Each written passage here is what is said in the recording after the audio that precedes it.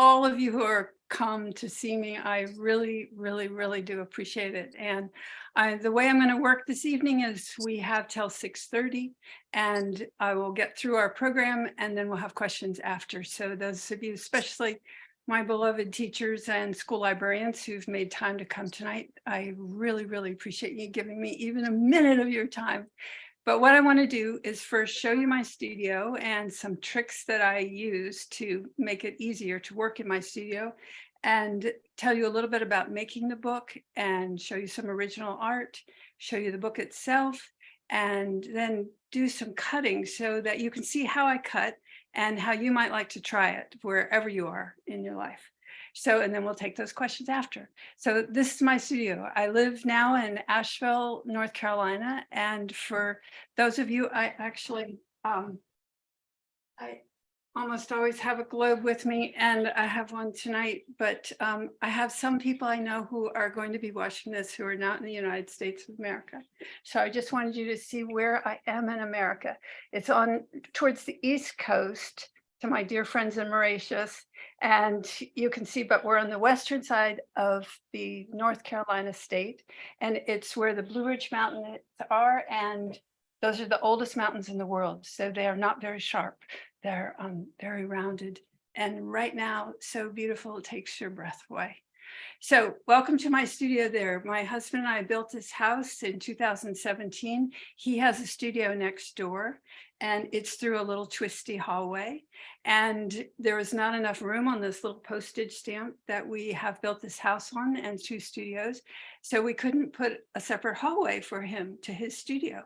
So my husband has, since we've moved in here, until his spinal operation this month, I have let him come through my studio, but he does not tramp through my studio. He goes out the front door, around the side steps, around the porch, and opens his studio next door. Now, you talk about an act of love. That really is one. And that way I get to be quiet and not interrupted every time he's running in and out for a cookie. So here we are in my studio. And the first thing that you can see is that I, as you know, make my pictures out of scissors, paper, and glue. Those 3 things. And out of those 3 things, I need to be able to see them. And so one way I've done that is add this to the wall, and you can see that there is a magnet for each sheet of paper. And it's those super strong magnets. And I just got a bunch of these online. I had them arrive. I took them to Lowe's, and I went down until I found the strip of metal that had enough steel in it to be able to put them on the wall and put that up. So now whenever I need it, I just take my scissors and I clip off a piece, and that's how I build my pictures. Scissors, paper, glue, the magic materials to me. So you'll also see in the back that I have this fabulous baker's cart. And it is a huge storage unit in a very small space. So it's something that I recommend. You can find them at restaurant supply stores. You can order them online and you have to put them together. But this one I got at a restaurant supply store, and I have tons of trays so that I can move them all around, but still have a good place to store them. Now, as you move around my studio, you can see I have this great long wall. I use a little molding on the wall so that when I'm working on something and I'm breaking it into the 32 pages of a picture book, I can put each page on a separate double page space, and I can see the whole thing all at once. And then I have books are still a big part of all my working process. And this is my traveling hardcore can't live without picture book collection. And I'm constantly pulling books off this shelf. And these are the books that I brought cross country from Minneapolis, my beloved life in Minneapolis for 32 years, and then coming here to North Carolina. This is what survived. And I had hundreds and hundreds and hundreds of books. I also keep at the top the books that I'm looking at right now. And I am addicted to end papers in a picture book when you lift the cover, the first thing you see glued down and loose is called the end paper. And these are my friend's books right now that I'm taking a good hard look at. This is Lauren Stringer's The Dark Was Done. And watch this. This is one of my favorite actions in the world. The lifting of a picture book. The Stars of Deep Space. She did a fabulous job on it. Let's see that one more time. Lifting the cover. So this is Lauren Stringer's book, and The Dark Was Done, which the dark checks out and there are troubles. And beautiful book. This is another one I'm looking at right now, which is by Michelle Edwards and illustrated by April Harrison. Now look at this end paper.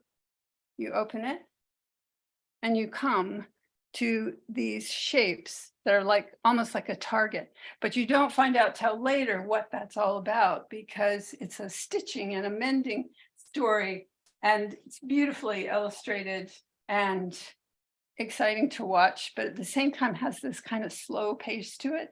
And that's what I was interested in, to seeing how did she do that?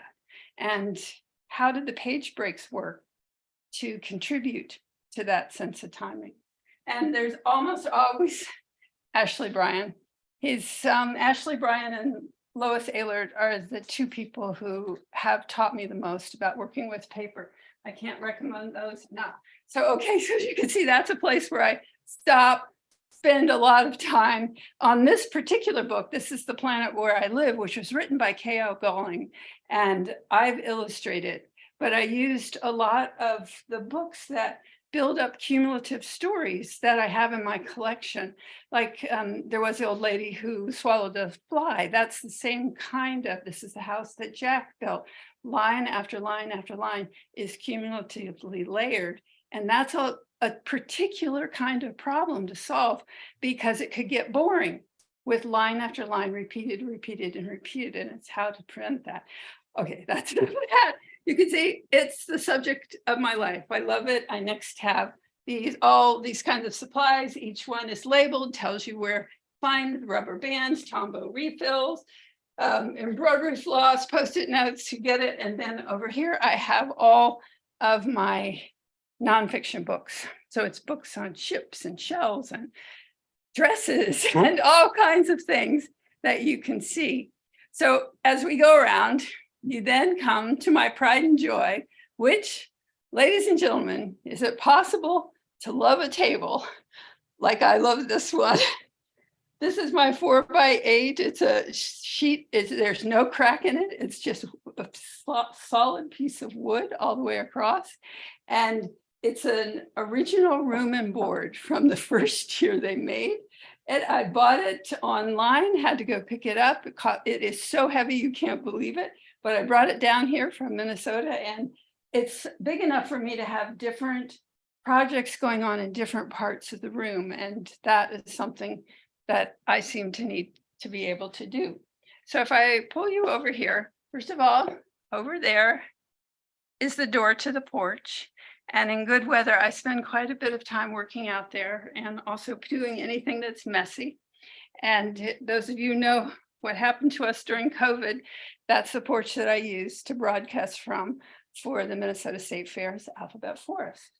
So this is a really important piece of my studio, and that is each of these strips are cut off those papers that you saw on the wall. And this way I can lift one up. I have it on removable tape, and I can lay it down on a piece of tag board so I can see what colors I want to be working with and which shade of red, which shade of blue I'd be wanting to work with. So that is something that if you're working with paper, I highly recommend to give yourself a really easy, flexible way to have a look at it. So let's talk about this book. Now, first of all, I have to first thank the author, Kelly Galling. She did a fabulous job on this manuscript. I don't want to illustrate other people's work very often, but this one really went straight to my heart. And I want to thank Alan Johnston, my editor, who's she's a taskmaster, but she has a lot of trust that I could do this, because I had come off a project I'd spent 4 years on that had utterly failed. I think we can all, still hard to talk about, but I put in a lot of time and energy to write and illustrate this book. And when I finished it, it just wasn't quite up to snuff. And that had never happened to me before. And plus, you can see I'm reaching, I don't know when the end is, but I'm coming to that chapter in life where it's like, oh, should I keep going? Should I keep working? And this failure hit me pretty hard. And you kind of have to know that to see what happened on this book. I had signed this before the failure, signed the contract to do this. So I somehow had to do something. And I couldn't pay the money back. I was flat broke. I couldn't do that. So I had to figure out some way. But yet I had no spark, no confidence. Worse than no confidence. I had negative confidence. And I'd come down to my studio, this beautiful place that I've showed you, and I would sit at this table and nothing came.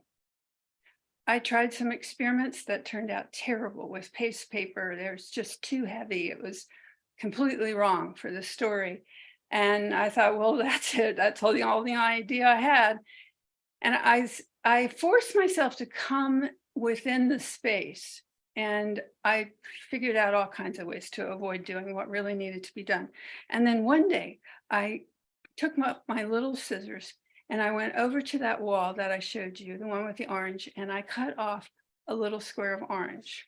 And I took my scissors and I cut a little tiny foot, and I cut a knee and then a waist and then a hand, and I cut a little neck, and I cut a head with maybe a hat on it, I don't know, or hair, and then another shoulder and another hand, and I cut another waist and a knee and a foot and a little heel on the foot, and then some pants.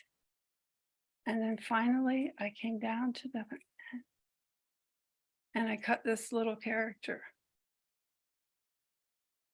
And even through all my thick, morose, you are terrible, you'll never do anything again mindset, this delighted me. I loved this little character. So I went over there and cut another one out of another piece of color paper. And I cut another one and another one, and I cut a whole little board of them. I put some double stick tape down. I just kept accumulating them. And then finally, I made a huge board of them, many more than what you're seeing here, because these are just the leftovers. But it was these rainbow people that brought me back. I thought, I don't know how it's going to work, but I know these characters have come from somewhere to help me. And the materials had helped me just by putting myself in their space. So I started cutting and I started arranging on board. And I took a board that, just to give you an idea, we're working about this size. And I have about a 1-inch border drawn lightly in pencil all the way around. And I had to figure out, what is it going to look like? I have these people, but that's not the solution. That's only part of it. And it was right about then on Instagram that I saw this amazing textiles from Uzbekistan, which is this flat, when in grade school we learn about the steppes, S-T-E-P-P-E-S, this is the steppes. Just as far as you can see, nothing but one lone tree way off in the distance. And yet they made these textiles that, well, I put some up here so that you would see. Look how beautiful they are. for some reason, this is actually Indian, but the rest is Uzbekistan. And it was so lively to me. And I could feel there was some essence going on here that I needed. And so that is how I came by printing these little tiny pictures and putting them into what I would call my magic tool, which is this. It's a journal. And in this journal, I collect these things that I don't know yet what they're for. I don't know the answer to those Uzbekistan cut textiles, but they are drawing my attention. I had the most fabulous mentor in my life, a man named Paulus Berenson, and he had this belief that we had these antennae that extended out from our heads, and they were constantly going around picking up the sparks and drawing our attention like that. And if we paid attention to that, to those sparks, we would know what we would soon know first. And so I do what he says. In this book, collect those sparks, those things that are drawing my attention. And from the accumulation of those things, I figure out what I'm doing. And I've used this many times. This is another one from the book, Miss Alaineus, A Vocabulary Disaster. It's a book that's filled with all kinds of collections of sparks that my antenna picked up. But it turned out that a very early one, which I didn't know for a long time, that this was the portal, the answer, because I ended up building this whole book out of just like that Mexican, just a random catalog cover that I collected. And I ended up creating those same kind of stripes out of notebook paper that you'd find in a fifth grader's desk. So it's not like somebody gives me the answer. The answer accumulates little bit by little bit by little bit. And so to give you the briefest of views, this is what started to happen in my studio. I made a picture with the world. This is the planet where we live. Early on, I had an idea that I would take the words and hand paint everyone. That turned out to be quite ridiculous. But so I made a second one. And this is the planet where I live. And these are the people who share the planet where I live. So you can see all those people started to have a job to represent all of us on Earth. And I use books and research a lot in this. This was a fabulous book that I found that's now out of print called Built by Hand. It has indigenous architecture from all over the world, the most beautiful things you can imagine.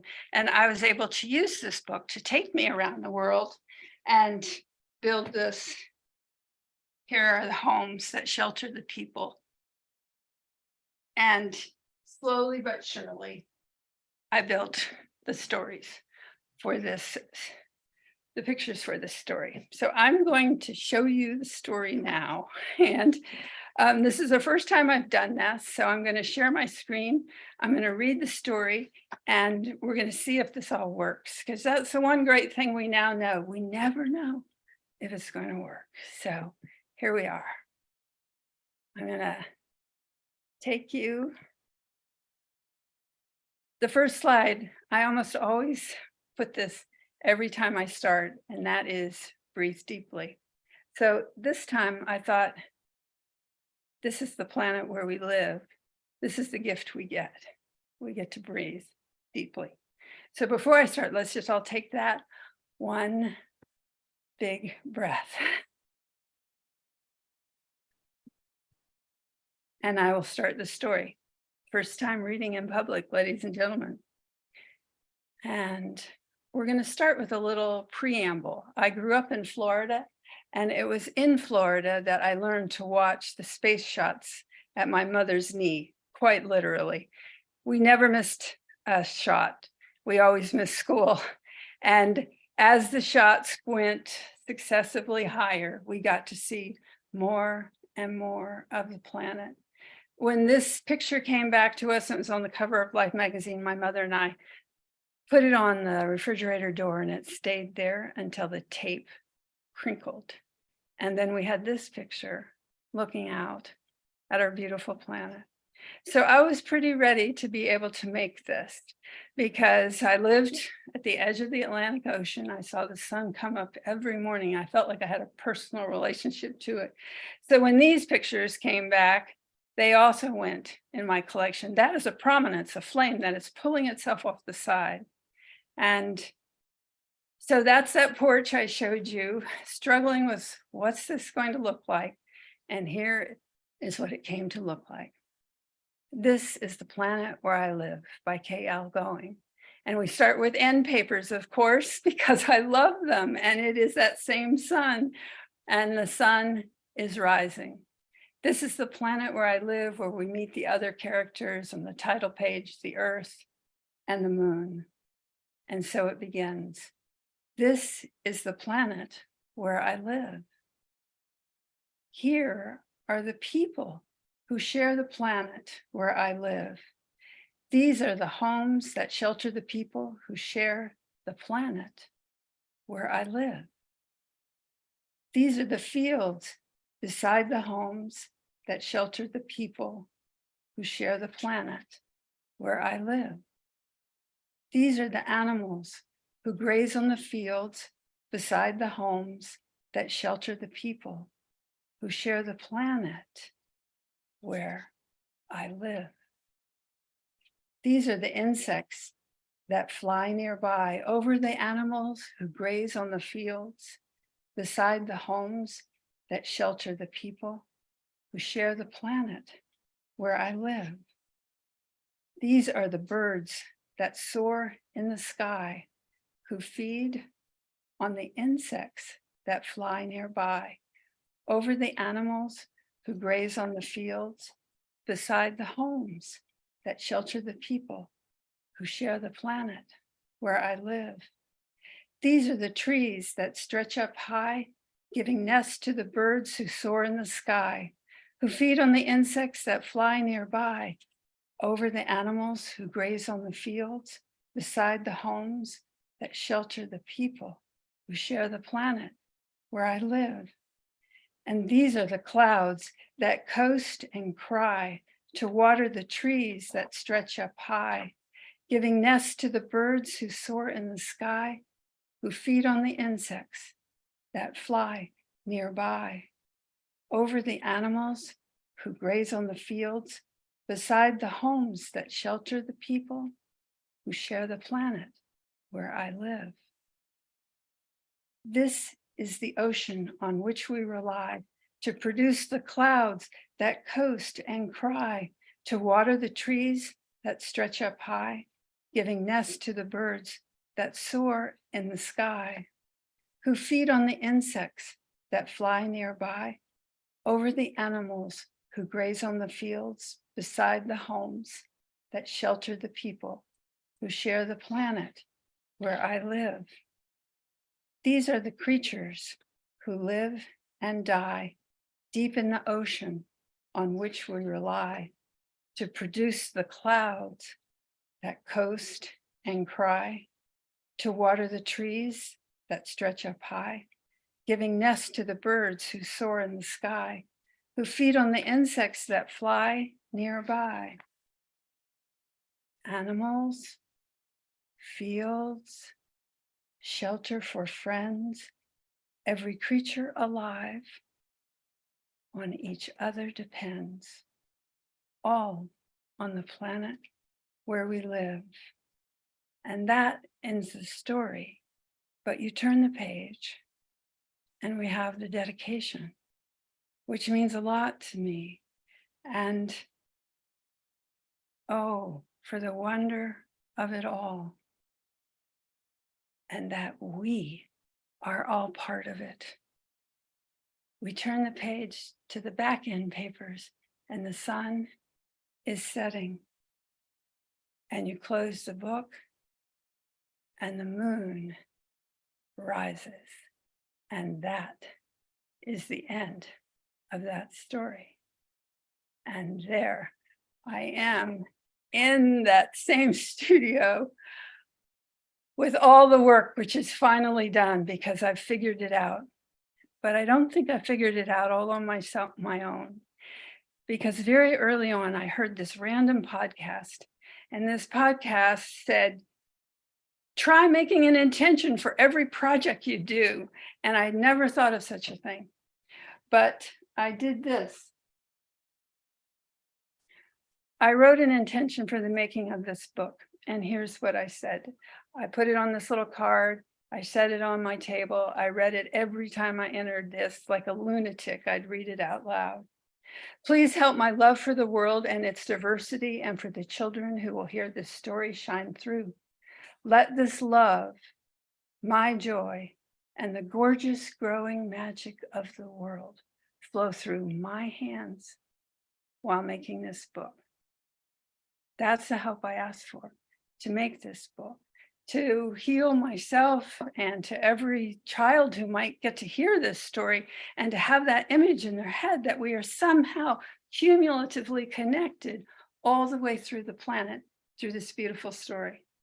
So that is what I have to tell you tonight. And I promised that we'd be done by 6:30. So I want those teachers who have to go to please do step off right now and get to your supper and your kids and everything else. And I'm going to take a minute now to show you how I cut one of those characters for you to try it. And oops, let me. We took care of it for you, Deborah. You're all set. Okay, I'm going to take that. Thank you. I'm going to take that off. Okay, thank you. I knew I would forget that. I want to show you how I cut these. And the weird part about cutting is I need the story. If I don't tell the story to myself, I can't do it. So even though you don't hear me saying it, here's what I'm saying, just like I did when I was demonstrating for it. Here's a foot. I'm going to turn. Now watch how I turn the paper and not my scissors. Oh, and let me say a moment about scissors. These are my favorite scissors. Well, actually, they're my second favorite scissors, but my first favorite scissors, they don't make anymore. They're Honeybee's black, not yellow, but they don't make them. So I'm down to these Fiskars. But when you go into a Fiskars shop, like Joann Fabrics or something, this will be on the wall and it'll be in a plastic case, but they have a little place where you can go like this. Go through all of them until you can find the loosest one. And that's what we'll start with. So I have these scissors that are loosening over time, and I cut a foot, and then I turn it and I cut a knee, and then I turn it back, and oh, I'm cutting a knee. I have to get to the waist. There'll be a belt there. So I make the little belt, and then I make the shirt, and then I'm going to make an elbow, turn the elbow, and the hand is tricky. So watch, I'm going to take it and I'm going to cut a thumb, and then I'm going to take it and I'm going to cut the hand palm, and I'm going to come down and cut all the way up to the neck. And at the neck, I'm going to cut up, and then I'm going to, okay, let's make some wild hair here. We'll make big hair. I'll come down and I come to the neck. Now see how I didn't make it right? I'll show this. It's a wacky head. It's upside down, but you can see it's a wacky head. It doesn't really look good. That turned out to be the best part. So when I went through all the characters that you see, I looked for the ones that were just a little bit misshapen in some way. So tall, long legs, discombobulated arms. Please try them all. Just try it. And okay, I'll go ahead and let's put her hand out this time. She'll get a little. So I've somehow made this down to her waist. And I'm going to maybe give some like big yoga pants at the bottom. Now you can see I have one giant foot. I could go back and trim that up. And here's something, if you really don't like your character and you say that hair is terrible, and even though I could turn it into a chin and a nose like that and a beard, perfect, I still can't stand, I'm going to take my scissors, I'm going to cut off the head. This is very important about cut paper. that if you don't like what you make, all you have to do is cut it off and make a new one. And that is the magic I have told you of how it is that someone who can't really draw can actually use scissors, paper, and glue. Now, I have here at this table, this is the table where I do most of my filming, and I have a little school. I have, you can take a class online with me, or you can just get my newsletter, and every month I'll send you a little video of how to make something together with scissors, paper, and glue. And I film them all here. I use this thing called a canvas lamp, and it takes my iPhone and I put it in there, and I highly recommend it if that's something that you're interested in.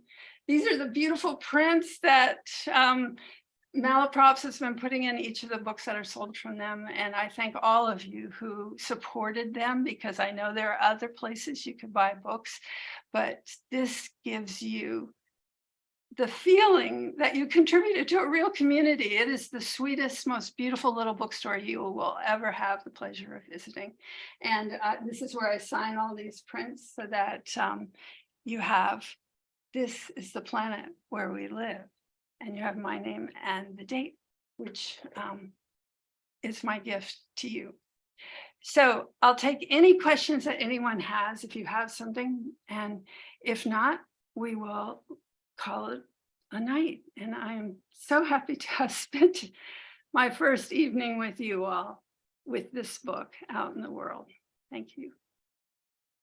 Well, Deborah, that was one of the most moving and heartfelt presentations I've heard from an author in my 6+ years at Malaprops. And I want to thank you for your generosity and your candor, first and foremost. Thank you very much. The creative process for many people seems like a big mystery. And so you spoke very eloquently about the ebb and flow of the creative process. What do you think was your inspiration in that? Do you look back at all of your journals and see, like you said, the answer is cumulative, it accumulates. Do you see some larger trends and patterns when you look at all of your journals? Only a real love of the journey. I've been criticized in my profession because no two books are alike. And I don't use the same papers. I always use scissors, paper, and glue, but they're always different. So there's a risk, and I've experienced that risk. I went too far in an experiment, and so every journal is completely different. So I can't say that there's some, except that those antennae that Paul has taught me about are real. And if you start tuning to them, but the tuning is kind of weird because you have to, oh, why did that cut? It's so easy just to glance by it instead of saying, oh, that was a spark. I'm supposed to pay attention. I don't know why. Like hockey players. Once I started on hockey players, I have no idea what that was for, but someday it will show up, I think. So that's the best I can do on that. I can't say enough about the journal, using it as a tool, as a space to be in, to experiment with your unknowns. Go somewhere you can't imagine. Don't be happy with the old path. So that's it. And what kind of, is that a specific kind of journal that you use every time? I do most often use a any kind of black. I like this size, and it has to be blank. I like heavier pages that lets me add lots of glued things to it. And I've got one that's been going on for about 30 years. so there are lots of them around, but it's just how I work. And it helps a person who's tactile. And, we are entering this age where it's not tactile. Everything is collected in the great ether. And I do both. I do some online collecting, but nothing's like this. So anyone out there who's thinking about, well, I want to write a picture book, stay tactile, because your reader at the end is tactile and you will get there. That's my advice. When we are looking at the finished product, of course, behind the scenes, we don't know what the illustrator and the author had to negotiate always. What were the points of contact or points of where something had to be added or taken away? How did you and K.L. Goings interact? And did the author have to change something to fit your illustrations, or in the reverse? Traditionally, the author and the illustrator do not talk to each other if they're different people. When I'm doing my own books, I get to talk to that person all the time. And so it's different. And I prefer that. But the reason the profession does not keep them together, the author and the illustrator, is so that the illustrator is as free as the author was to think of the space. And I knew there would be a spiral in this book. I knew it, and it's the one constant on all the pages. You'll find a spiral, and that's usually where I started. I knew that was the doorway. But Kelly did say to me, I know there's a spiral in here, without knowing that I had already arrived there in the journal. So that's that. We didn't really talk while we went. It was better that way. So when we are again looking at the finished product, it's been very enlightening to hear you talk about your process. And a part of that process, it sounds like, that's been key to you is having a mentor. And author Jennifer McGaha, who is the interim coordinator for the Great Smokies Writing Program, she's written 2 creative nonfiction books. One is most recently is Bushwhacking, and the first is Flat Broke with 2 goats. But she makes a distinction between being a mentor or finding a mentor versus being or finding a teacher. Now, could you tell us again the name of your mentor, and how did you encounter your mentor? What's that backstory? It's way too big a story. His name is Paulus Berenson. He's no longer with us here. I met him in my living room in that house in Florida that I grew up in. He was a friend of my mother's. And we ended up being at Penland together. And I ended up being one of the team of people who saw him out. And so he's through my life since I was 16. And he had a way of handling the journal as far beyond what I do. But when I was 23, I went up to where he was living at Penland and knocked on his door and said, I'm working with the Iraprograph method of journal keeping and it's not working. What do I do? And come into my spider web, my dear. And that was it. And he didn't teach me so much as just live his life that way. And there are many people who are probably watching tonight who had a similar experience. He also had that effect on our children, the next generation who came up. So a teacher, I'm self-taught in every way. In terms of making books, I just love the picture book, and I collected them as an adult. I had a terrible pregnancy with my one and only child, and I had a panic attack in the middle of the worst of that in a hospital, and I wrote some scribbles of what would welcome a child if that child would just get here. And those 3 little pages of scribbles turned out to be the basis for On the Day You Were Born, the picture book. So I didn't even decide really to make books. It was as if it was decided, and here is what you need to go forward. So I'm not really the best person to answer that question. What's the difference between a teacher and a mentor? They're all teachers to me. Everywhere I go, everywhere I turn, every person I meet, it's I don't have enough time left in life to meet and learn from all the teachers that are before me. So ask somebody else that question who could answer it, not me. Spoken like a true teacher, I must say. As we are wrapping up, what's next for you, Deborah? What are you working on, or do you even like to talk about that as what's upcoming? I don't really know what's next. I know there's a portal going, astrologically, there's all these huge things happening right now. And I'm about to turn 70. And so I gave myself a present of an astrological reading to see, okay, on that channel, what could we learn?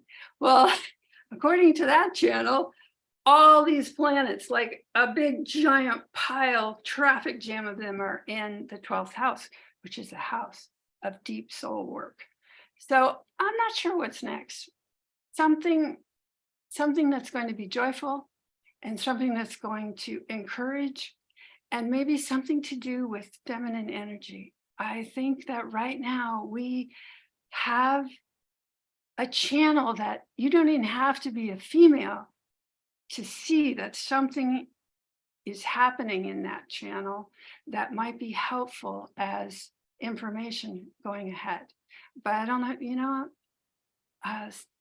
70 is a big number. So I don't know how much time I'm going to get. I got to get out the new journal, which I have gotten out, and it is underway, and we'll see what happens.